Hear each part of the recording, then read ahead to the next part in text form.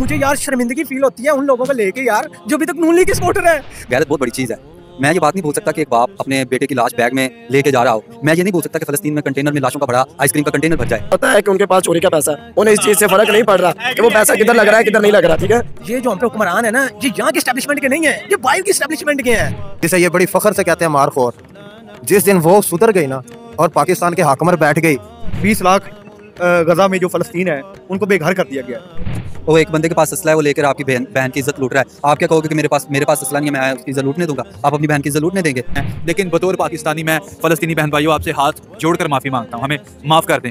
हम आपके मुसलमान भाई तो हैं लेकिन हम बेगैरत हो गए हैं। टीम को एस्टैब्लिशमेंट ने लाया तो वो गलत है। इमरान खान ठीक है, उसको भी एस्टैब्लिशमेंट लेके आए, वो भी ठीक है। मेरे पास माइक होस्ट के पास होता है, होस्ट को दे दे। नाज़रीन जरा प्रोग्राम हमारे जो है डिस्टर्ब हो रहा है, मैं हक की बात करूंगा। एक कुत्ता होता है, हमें वो कुत्ता कहना भी कुत्ते की तौहीन होगी। हमारे साहब सबसे पहले मुझे ये बताएं कि आज जो इसराइल और फलस्तीन की जंग जारी है, पाकिस्तान कहाँ खड़ा है? बिस्मिल्लाहिर्रहमानिर्रहीम। देखिए, पाकिस्तान तो अब तक किसी ब्लॉक में नहीं है। हमारी ये कंडीशन नहीं रही, हमारी इकॉनमी देखें, हमारी जो फॉरेन पॉलिसी है वो टोटली माइनस है, वो माइनस में चली गई है। हम किसके साथ, हमारी फॉरेन पॉलिसी है ही नहीं, ना अमेरिका के साथ इस वक्त रिलेशन में है, ना इंडिया के साथ है, चाइना के साथ क्या हाल है देख लें, और टर्की के साथ। बाकी हमारी फॉरेन पॉलिसी फ्लॉप हुई है इस वक्त। तो पाकिस्तान तो इस वक्त जो माशी मुश्किलात हैं, देखें जो इनकी वार है उसमें देखें आप, कोई भी उनकी मदद नहीं कर रहा।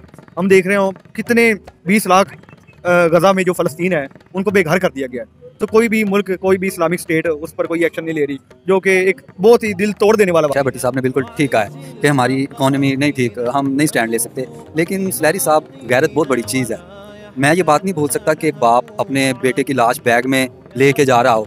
मैं ये नहीं बोल सकता कि फ़लस्तीन में कंटेनर में लाशों का भरा आइसक्रीम का कंटेनर भर जाए।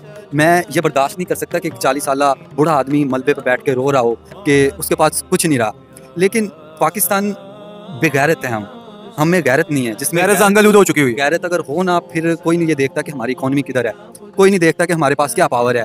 फिर गज़वाए बदर आपने देखी है, 313 कहाँ हज़ार। अगर वो देखते कि हमारी इकॉनमी क्या है, हमारे हालात क्या है, तो वो कभी जंग में ना जाते। ये तो जज्बा होता है मुसलमान का एक अपने भाई के लिए। कहते हैं कि मुसलमान तो एक जिस्म की मानिद है, अगर जिस्म के एक हिस्से में तकलीफ हो ना तो पूरा जिस्म लरज़ उठता है। लेकिन हम शायद ये समझते नहीं है कि फ़लस्तीन हमारे जिस्म का हिस्सा है। अगर वो हमारे जिस्म का हिस्सा होता, हमारे अंदर गैरत होती, तो आज हम उनके साथ नहीं, हम उनके आगे खड़े होते। हम ये कहते कि यार अगर आप फ़लस्तीन पर वार करना चाहते हो, पहले पाकिस्तान को ख़त्म करो। पाकिस्तान को तुम ख़त्म करोगे तो तुम फ़लस्तीन जा सकोगे। लेकिन नहीं, हमें गैरत नहीं है, हमें कुछ। सवाल यह है कि ओरिया मकबूल जान साहब ने कहा है कि मौजूदा जो सूरत हाल है इसमें इस्टेब्लिशमेंट नवाज शरीफ है।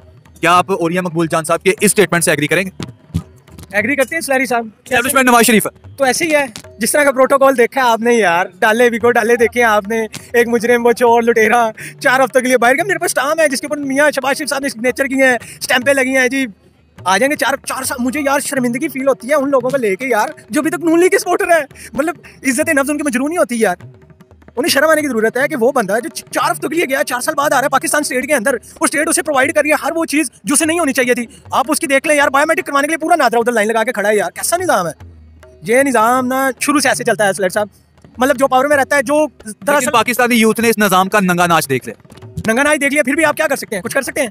कुछ भी नहीं कर सकते। ये निज़ाम ऐसा है जो नीचे से ऊपर को सही करने की जरूरत है। हम तो कभी कहते हैं ना यार ऊपर से नहीं, इसे इनिशियल स्टेप से करने की जरूरत है, मतलब सारा सिस्टम चेंज हो। मैं तो कहता हूँ अगर इतना ही है तो डिक्टेटरशिप आए यार मुल्क के अंदर। हमें पता तो हो, हाइब्रिड सिस्टम तो खत्म होना। हमें पता हो कि भाई यहाँ पे डिक्टेटरशिप है, हमें गुलाम है, इस टाइम हम कुछ नहीं कर सकते। एक चेहरा दिखाना और एक उसके बरक्स चेहरा दिखाना, ये गलत बात है यार। किसी के पास है इक़्तिदार, किसी के पास है। दरअसल वो ना जनरल फैसल मीर साहब कहते थे ये जो हम पे हुक्मरान है ना, ये यहाँ के एस्टेब्लिशमेंट के नहीं है, ये बाहर की एस्टेब्लिशमेंट के हैं। हम तो गुलाम कौम हैं सलेर साहब, हम तरक्की कर सकते हैं। अभी आप जिस तरह भट्टी साहब कह रहे थे और जट साहब कह रहे थे जी, जो वो फलस्तीन में हम क्या कर सकते हैं, हम कोई कह रहा था कि हमें कुत्ता गए तो हमें वो भी शर्मिंदगी फील होती है। भट्टी साहब ने कहा हम ऐसे लोग में नहीं आते। सर मैं समझता हूँ कि जब से मुल्क आज़ाद हुआ है ना, तब से हम गुलाम हैं। पाकिस्तान का, जैसे आपने कहा कि माइनस में पाकिस्तान की फॉरेन पॉलिसी है, तो पाकिस्तान की कोई चीज़ प्लस में है? प्लस में देखें, प्लस में कैसे हो, हमारी स्टार्ट से हमने अमेरिका के साथ हमारा अलायंस था। अमेरिका में जो कहता था हम करते थे, उसमें हमें देखें, हमने अमेरिका आज इजराइल को सपोर्ट कर रहा है। बिल्कुल वो सपोर्ट कर रहे हैं। अमेरिका के साथ हमें मिलके हमने सिर्फ अपने जो हमारी डिफेंस है ना उसको स्ट्रॉन्ग किया है, क्योंकि हमारा ग्राफ जो लोकेशन है ना, वो एक साइड पे भारत, एक साइड पे क्या दूसरा ईरान, ये वो सारे ममालिक आ जाते हैं। तो पाकिस्तान को सिक्योरिटी के बहुत थ्रेट थे, तो उस हवाले से डिफेंस को हमने स्ट्रॉन्ग किया। डिफेंस को स्ट्रॉन्ग करते करते हम अपनी इकोनॉमी भूल बैठे। आज हमारी इकोनॉमी का क्या हाल है? हमारे पड़ोस में देखें भारत, उन्होंने अपनी डिफेंस के साथ साथ अपनी इकोनॉमी को टारगेट किया, अपनी इकोनॉमी को इंप्रूव किया। हमारी इकोनॉमी तो रही नहीं, प्रायोरिटी हमारी इकोनॉमी नहीं थी, हमारी प्रायोरिटी थी डिफेंस थी, जिसका हमें बेशक बहुत फायदा हुआ है, इसमें कोई शक नहीं है। लेकिन अब हमें इकोनॉमी को इम्प्रूव करना चाहिए। ये जो हालात बन गए हैं पाकिस्तान के, ये खिते में बहुत ही बुरे हालात हैं। आज पाकिस्तान तो इस्लाम का एक किला था, एक बहुत बड़ी स्टेट थी, हमने इसका क्या हाल कर दिया? कलमे के नाम पर मुल्क बनाया। जी बिल्कुल बिल्कुल, पाकिस्तान का हमने क्या हाल कर दिया? हमने डिफेंस को ही मलहूजे खातिर रखा, प्रायोरिटी लिस्ट में रखा और इकोनॉमी को हम बहुत नीचे ले गए।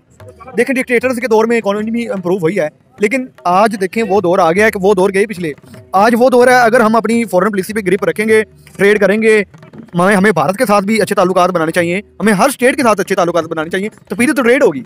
अभी हमारा सी पैक देख ले कहाँ खड़ा हुआ है, बिल्कुल फ्लॉप। जब तक हमारी इकोनॉमी बेटर नहीं होगी, हम किसी भी मुस्लिम ममालिक की, किसी भी मुस्लिम मुल्क की मदद नहीं कर सकते। आपके कहने का मतलब ये है? बिल्कुल बिल्कुल यही मतलब है। अगर आज हम इकोनॉमिकली स्ट्रॉन्ग होते तो क्या हम आज पैलेस्टाइन फलस्तीन की हेल्प करते? देखें अमेरिका क्यों स्ट्रॉन्ग है, उनकी इकोनॉमी स्ट्रॉन्ग है।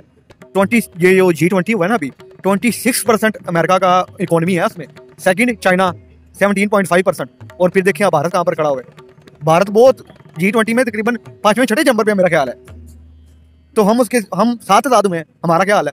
हमने डिफेंस को बस रखा है, हम डिफेंस की हद तक महदूद थे, हमने इकोनॉमी को कुछ समझा नहीं। आज हमारी खिते में हमारे ये हालात हैं कि हम भीख मांगते फिर छोड़ लेते फिरते हैं। बहुत शुक्रिया आपके वक्त। जी तो नाज़रीन, जैसे कि आपने हमाद भाई की डिस्कशन सुनी, तो इनकी डिस्कशन के बारे में जो भी आपका तबसरा है हमें कमेंट सेक्शन में जरूर बताइएगा। तो अब है ही नहीं, हम बेगैरत कहलाने के भी लायक नहीं है। आप सही कह रहे हैं कि एक कुत्ता होता है, हमें वो कुत्ता कहना भी कुत्ते की तौहीन होगी, हमें वो बेगैरत कहना भी ना हमारी तौहीन होगी, फ़लस्तीनियों की तौहीन होगी। क्या वो दुनिया को नहीं देखते? फ़लस्तीन का मैंने एक जर्नलिस्ट का बयान सुना, कहते कि अगर हम पर कोई बमबारी करता है ना, हम दुनिया को नहीं देखते कि हमारी मदद के लिए आ रही कि नहीं आ रही, हम देखते हैं कि पाकिस्तान हमारी मदद के लिए आ रहा है कि नहीं आ रहा है। हमें पाकिस्तान से उम्मीद हमारी नहीं खत्म होती, कहते कि हमारी दुनिया से उम्मीद खत्म हो जाएगी, लेकिन हम बेगैरत हैं, हमारे हुक्मरान बेगैरत है और हमारा सिपा सलार शायद सो रहा है, उसको नज़र नहीं आ रहा है शायद। तो इकॉनमी का ये तो एक लेम एक्सक्यूज़ है कि हमारी इकॉनमी बर्बाद है। अगर हमारे अंदर जज्बा जिहादी, जज्बा ईमानी हो तो हम यार, अब मैं ये भी नहीं कह सकता कि मुझे हथियार दो मैं चला जाऊं, क्योंकि मैं ये जा नहीं सकता, ना ही मेरी स्टेट मुझे ये अलाउ करेगी कि तुम जाओ। ये तो एक बात हो जाएगी ना कि ये मेरा जज्बा है, लेकिन मेरे जज्बे की कोई वैल्यू नहीं है इस कंट्री में जब तक स्टेट नहीं चाहेगी। मैं तो कहता हूँ मुझे भेजो, लेकिन नहीं, ये मुमकिन नहीं है। ये भी एक बहाना है कि मैं भी बेगैरत हूँ, मैं कुछ नहीं कर सकता फ़लस्तीन के लिए। क्यों नहीं कर सकता? क्योंकि मेरी स्टेट नहीं चाहती। मोहम्मद बिन कासिम कहा करते थे कि जब किसी कौम की गैरत ज़ंग-ए-लूद हो जाती है ना, तो उसकी तलवारें रक्स में इस्तेमाल होती हैं। तो आज हमारी तलवारें सिर्फ रक्स में इस्तेमाल हो रही हैं। तो हाँ बिल्कुल ऐसे देख रहे हैं हमारी तलवारें कि हमारा बच्चा रक्स। आप हमारे यहाँ टीवी शो से लेकर हमारे मीडिया पे, इलेक्ट्रॉनिक मीडिया पे टोटल फाशी दिखाई जा रही है। हम वो स्टेट है जो इस्लाम के नाम पर बने, लेकिन इस्लाम की एक भी चीज़ हमें मौजूद नहीं है। इस्लाम कहता है कि औरत जब आए आपके इलेक्ट्रॉनिक मीडिया पर उस पर सर पे दुपट्टा हो, लेकिन हम कहते हैं ये तो फैशन है, मॉडर्न। अगर हम मॉडर्न नहीं होगा हमें कोई देखेगा नहीं। हम कहते हैं कि हम जिहादी हैं, लेकिन हमारे अंदर जिहाद की कोई बात ही नहीं है। इकोनॉमी की आपने बात की कि इकोनॉमी, जैसे हमारी इकोनॉमी स्ट्रॉन्ग नहीं है, तो लेकिन जिनका इरादा होता है वो चले जाते हैं अपने मुसलमान भाइयों की मदद करने के लिए। वैसे पे ना मुझे एक पंजाबी लाइनें याद आ गई हैं कि जिन्हें डेढ़ दियाँ हिकाओं लसन नहीं मांग रहे। मतलब जिन्होंने फिर करना होता ना, फिर वो क्या कहते हैं कि वो मौके शोके नहीं देखते या टेंशन नहीं देखते, फिर वो आर पार कर देते हैं जाके। तो मैं बात कहना चाहिए, हम बेगैरत हैं। हम क्या अपनी इकोनॉमी को देखें? हमारे आपका भाई, आपकी बेटी की, आपकी माँ की, आपकी बहन की इज्जत लूट रही है। आप क्या कहोगे? मेरे पास पावर नहीं है। वो एक बंदे के पास असला है, वो लेकर आपकी बहन की इज्जत लूट रहा है। आप क्या कहोगे कि मेरे पास असला नहीं है, मैं उसकी इज्जत लूटने दूंगा? आप अपनी बहन की इज्जत लूटने देंगे? ऐसा ही हो रहा है, हमारे भाई को, हमारे जिस्म के हिस्से को तकलीफ पहुंचाई जा रही है। बिल्कुल सही कह रहे हैं कि हमारे पास पावर नहीं है। हम कितने बेगैरत, जलील, घटिया, यार क्या कहें, हमारे लिए अल्फाज नहीं है। हम इतने घटिया है ना कि कुत्ते की भी तौहीन, अगर हम कहेंगे हम कुत्ते हैं, कुत्ते की भी तौहीन है। ऐसा ही है, बिल्कुल। नाज़रीन, जैसा कि आपने अब्दुल्ला जट साहब की डिस्कशन सुनी, तो बिल्कुल सही कह रहे हैं। और आपके क्या कमेंट्स हैं हमें कमेंट सेक्शन में ज़रूर बताइएगा। तो यकीनन आज पाकिस्तानी, हम जो मुसलमान हैं, नाम के मुसलमान रह गए हैं। हमारे फ़लस्तीन बहन भाइयों पर जिस तरह इसराइल जुल्म कर रहा है, बर्बरियत कर रहा है, फस्तायत कर रहा है, हम उसके आगे बेबस हैं। लेकिन बतौर पाकिस्तानी मैं फ़लस्तीनी बहन भाइयों आपसे हाथ जोड़कर माफ़ी मांगता हूँ, हमें माफ़ कर दें। हम आपके मुसलमान भाई तो हैं, लेकिन हम बेगैरत हो गए हुए हैं। मैं पाकिस्तानी आपसे ये हाथ जोड़ के माफ़ी मांगता हूँ। तो नाज़रीन, आगे प्रोग्राम का जो टॉपिक है वो हमारा पाकिस्तान की करंट सिचुएशन जो है पॉलिटिकल, उस पर डिस्कशन होगी। यकीनन फ़लस्तीन की बात करते करते दिल मेरा जो है ना वो बड़ा परेशान है, आंखों से आंसू आने लग पड़े हैं, पानी आने लग पड़ा है। लेकिन फिर एक बार फ़लस्तीन बहन भाइयों से हाथ जोड़ के माफ़ी मांगता हूँ कि हमें माफ़ कर दीजिए, हमें माफ़ कर दीजिएगा प्लीज़। तो अब पाकिस्तान की जो करंट पॉलिटिकल सिचुएशन है उस पर बात करते हैं। हमारे साथ फैज़ान भाई मौजूद होंगे। फैज़ान भाई, किस सियासी पार्टी का आपके ख्याल में पलड़ा भारी है इस वक्त? अगर देखा जाए तो इस टाइम जैसे नून लीग ने अपना पावर शो किया, और इस टाइम नून लीग ही अपने पावर शो के आगे सबसे आगे जा रही है। पीटीआई को देखें तो पीटीआई को नुक्कर लगा दिया गया, और हमारी कौम कभी महंगाई को लेके आगे आ रही है, कभी किसी चीज़ के बहाने लेकर आ रही है। इसकी वो मिसाल है, इस कौम की वो मिसाल है जिस तरह भेड़ों को मलिया भगाता है, एक होल की तरफ लेकर जाता है कि भाई तुम्हारा वो चाह रहा है, तुमने वो खाना है, इस अवाम को कल जैसे उन्होंने पावर शो किया, उन्होंने कहा हम 1 to 5 देंगे, हम हर बंदे को नाश्ता करवाएंगे। हमारी कौम ने नाश्ते देखे, हमारी कौम ने 1 to 5 का फायदा देखा। उन्होंने ये नहीं देखा कि मुल्क की इकनॉमी किधर जा रही है। हक सच अवाम हमारी भूल चुकी है। जैसे अब्दुल्ला भाई ने कहा कि हमारी कौम बगैरत हो चुकी है। तो आप फिर पाकिस्तान मुस्लिम लीग नून का पलड़ा भारी देख रहे हैं? मेरी नज़र में इस टाइम जो है ना नून लीग का पलड़ा भारी है, रियासत भी उनके साथ, रियासत भी उनके साथ। लेकिन अवाम पीटीआई के साथ, अवाम का क्या करना, फिर हम पेड़ पकड़ी? तो बीच में कुछ मेरे सहाफ़ी भाइयों ने जिस तरह इंटरव्यू किया, ठीक है, वो जलसों में गए, उन्होंने देखा सारा कुछ। इस टाइम अवाम को अपनी नहीं समझ आ रही वो किस सियासी पार्टी का साथ देंगे। लेकिन मैं आपको इस बात पर क्या कहते हैं कि मैं आपको एक आर्गूमेंट, एक दलाइल देता हूँ कि इस वक्त पीटीआई पाकिस्तान की सबसे प्रोमिनेंट पार्टी है। बेशक उनके लीडर छोड़कर चले गए, लेकिन एक जो उनका लीडर है, जिसकी पार्टी है, जिसे कहते हैं कि इमरान खान पीटीआई, पीटीआई इमरान खान, वो आज भी खड़ा है, वो आज भी जेल में स्टैंड है, अपना जो एक इरादा उस पर कायम दायम है।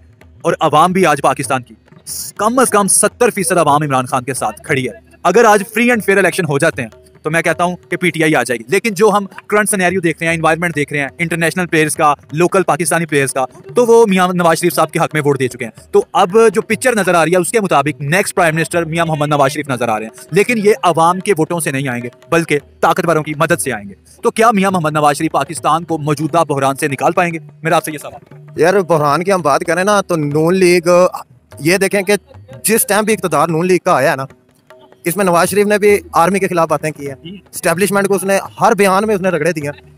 तो फिर जब इमरान खान हो रहा है तब इनको क्या मसला है? या तो अपना मसाइल बताएं। लेकर आने वाली भी स्टैब्लिशमेंट है, और अब इमरान खान को एक नुक्कर लगाने वाली भी स्टैब्लिशमेंट है। फैजान भाई, स्टैब्लिशमेंट इस सिस्टम की बेनिफिशियरी है, वो मालिक है। पाकिस्तान में एक हाइब्रिड सिस्टम चलता है, यानी कि हर बंदा यहाँ पर स्टैब्लिशमेंट की नौकरी करता है। पाकिस्तान में आज तक जो भी आया है उसको स्टैब्लिशमेंट लेके आती है, जिसको भी निकाला जाता है स्टैब्लिशमेंट ही निकालती है। तो ये अवाम की आरा, अवाम को मुकद्दम कब समझा जाएगा? हमें तो यही बताया गया कि ताकत का सरचश्मा पाकिस्तानी अवाम है। जिस दिन इस कौम की वो तंजीम जिसे ये बड़ी फख्र से कहते हैं मारखोर, जिस दिन वो सुधर गई ना और पाकिस्तान के हाकमर बैठ गई, तो ये उस दिन कौम आपको तरक्की करती नजर आएगी। क्या बात है, सही कह रहे हैं आप।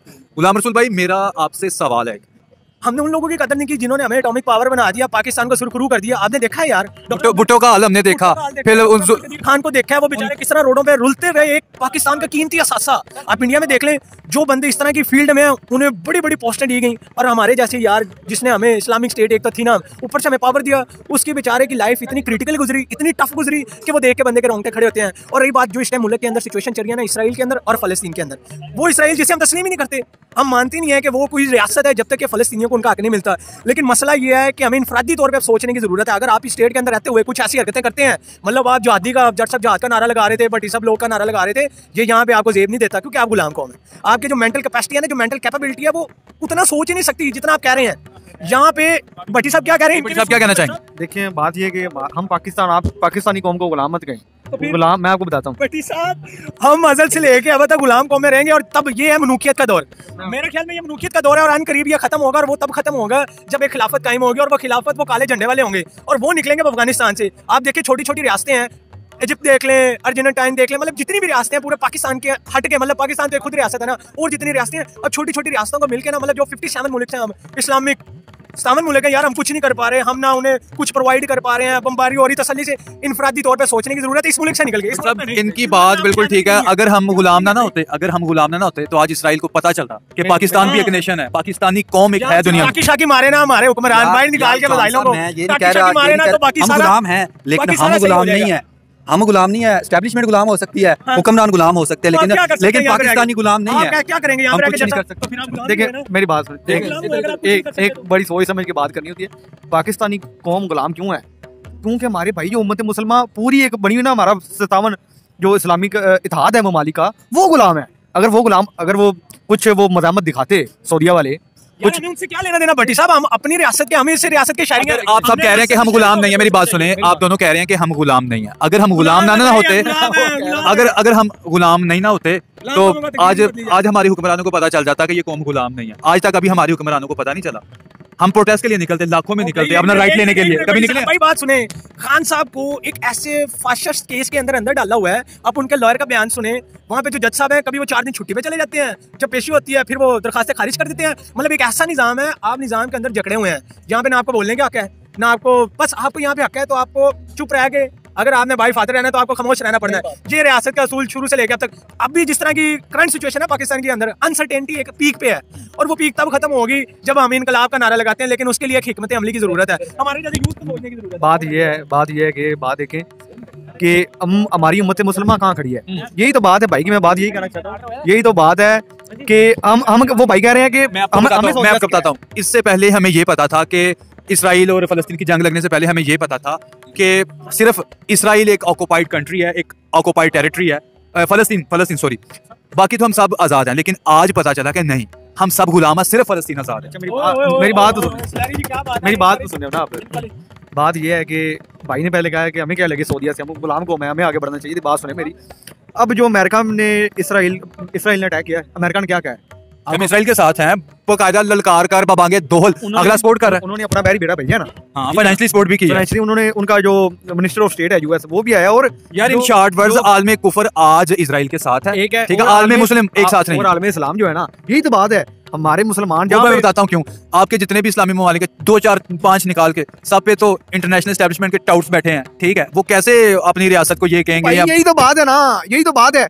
हमें आजाद होना है, हमें आपस में मिलना है, कोई हमें ये नहीं है कि सऊदीया आजादी कुर्बानी के बगैर नहीं मिलती और अंदर से खोखले कर दिया इसको। मुसलमान का क्या है भाई है ना, मुसलमान तो कभी कमजोर हो ही नहीं सकता। हमारे पास कलम है, हमारे पास पैगंबर है, हमारे पास साहबा है, मोहम्मद बिन कासिम के सिपाही हैं। सलैरी साहब, ये बातें तब अच्छी लगती हैं जब आप खुद इस काबिल हों ये कहने के। वही कह रहा हूँ ना यार, जहां का नारा हम तब लगाएं जब हम खुद इनरली तौर पे हम फील करेंगे यार हम खुद से सेटिस्फाई हैं। अब इनफरादी तौर पे पहले आपको सोचने की जरूरत है कि आप जो नारा और जो आप कहते हैं पूरे मुल्क की बात करते हैं, मुल्क तो बाद में आता है ना, पहले तो आप खुद की जात है, आपको याद करना। इधर हम सब फलस्तीन के जो भाइयों के साथ, बहनों के साथ हो रहे हैं, हम सब दिली तौर पर रंजिश हैं और हम दिली हमें दुख हो रहा है, हम जो भी बातें निकल रही हैं हमारे दिल से निकल रही हैं, लेकिन इस कदर हमारा ईमान कमजोर कर दिया हुआ है कि हम उनके लिए फिजिकल तौर पे, जानी तौर पे, माली तौर पर उनकी मदद करने के लिए नहीं जा रहे। यानी कि ये आलमी कुफर ने हमारा ईमान इस कदर कमजोर कर दिया हुआ है। ऐसे ही है ना, हमें ईमानी तौर पर कमजोर किया उन्होंने। सलैरी साहब, आखिर में मैं सिर्फ एक बात कहना चाहूंगा कि जिस तरह का निज़ाम चल रहा है ना, ये आप देखेंगे या अल्लाह बेहतर जानता है कि आका से भी पूछा गया ना कि क़यामत कब है, तो नहीं बताया गया, शायद करीब है।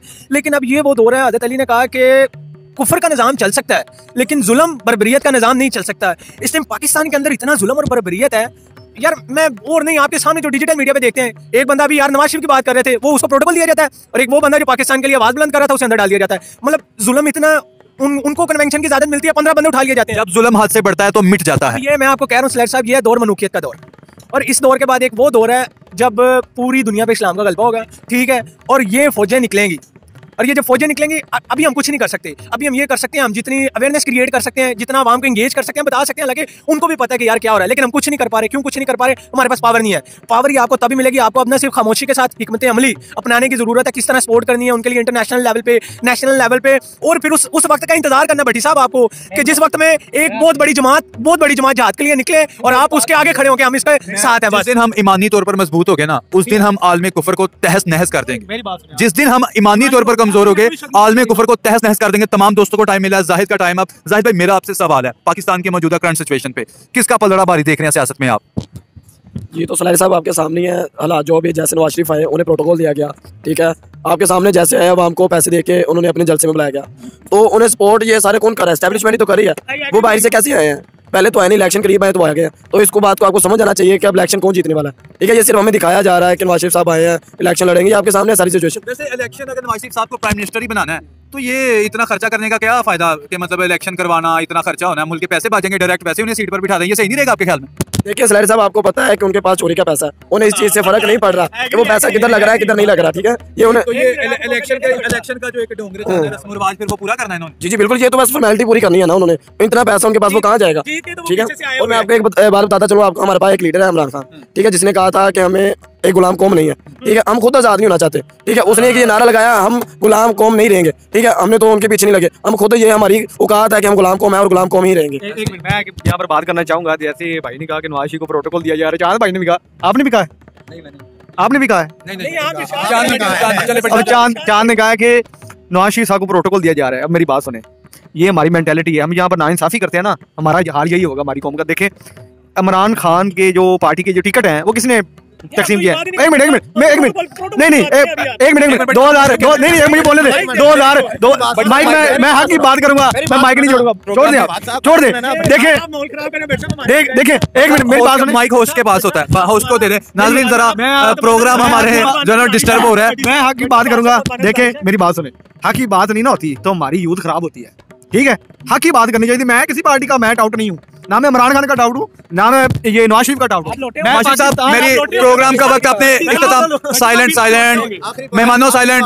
आखिरी बात, चलो ये कहते हैं ना हमने प्रोटोकॉल नहीं दिया, तो ये बताएं 22 करोड़ आवाम है, ठीक है, ये लंदन में क्यों जाके इलाज कराते हैं? इधर भी तो दिल के स्पेशलिस्ट हैं, मेरी बात सुनिए, हॉस्पिटल है। चले ये प्रोग्राम का वक्त अपने इख्तिताम को पहुंचने वाला है। जो बात हक है, हक की बात होगी। ये पाकिस्तान की यूथ है ना, ये वो है, इनके माइंड जिधर चल पड़े ना, ये नवाज शरीफ की तरफ चल पड़े, ये नवाज शरीफ की तरफ चलते हैं। इमरान खान देखें बात है आपकी, भाई ने कहा आप क्या है, ये वो है, ठीक है। मैं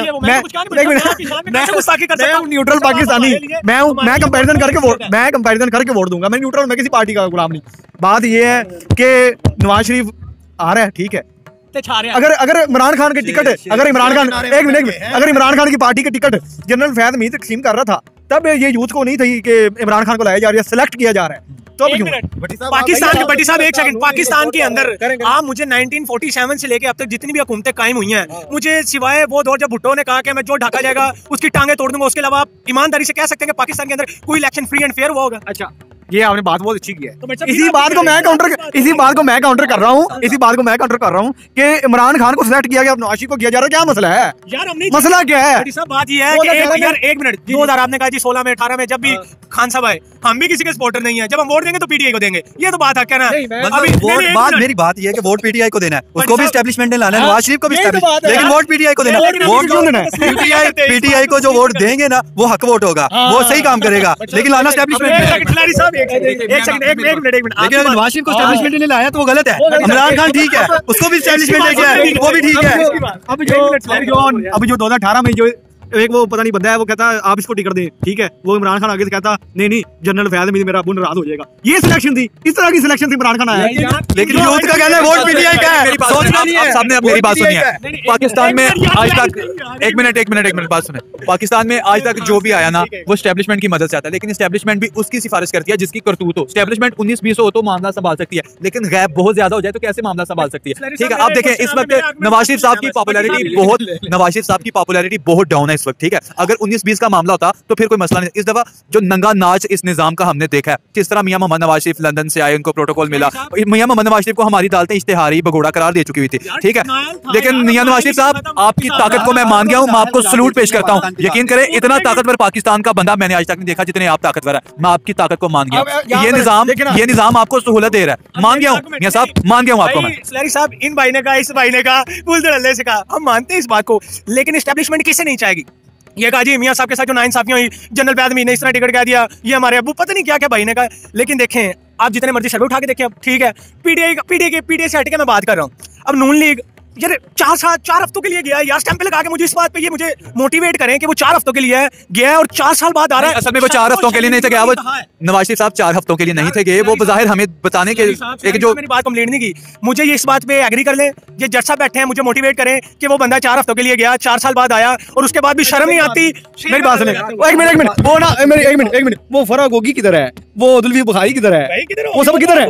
भट्टी साहब बात ये है कि देखिए हमने बात की कि इमरान खान का ऐसा बंदा है, ठीक है, उसको भी एस्टेब्लिशमेंट सेलेक्ट करती है, लेकिन ये कहते हैं कि वो ठीक है, नवाज शरीफ ठीक है। और इन्होंने आगे नेक्स्ट सवाल कर दिया, इमरान खान की इस बात की तफसील देने की बजाय ना इन्होंने नवाज शरीफ को अंदर ले आया है कि नवाज शरीफ बाहर क्यों? यार पहले अपना कैरेक्टर तो ठीक करो, हमें बताओ कि एस्टेब्लिशमेंट को जब इमरान खान लेके आती है आप कहते हैं ठीक है, लेकिन नवाज शरीफ को लाती है गलत है। इस बात की तफसील देने के बजाय ये नवाज शरीफ पर ब्लेम करते हैं कि वो 4 हफ्ते के लिए गया है। अच्छा मेरी बारी, जज साहब हमें बताइए ये बात ठीक है, जब इमरान खान को नवाज शरीफ को लाती है गलत है, ये बात मुझे बताया, जो मर्जी चाह रही है।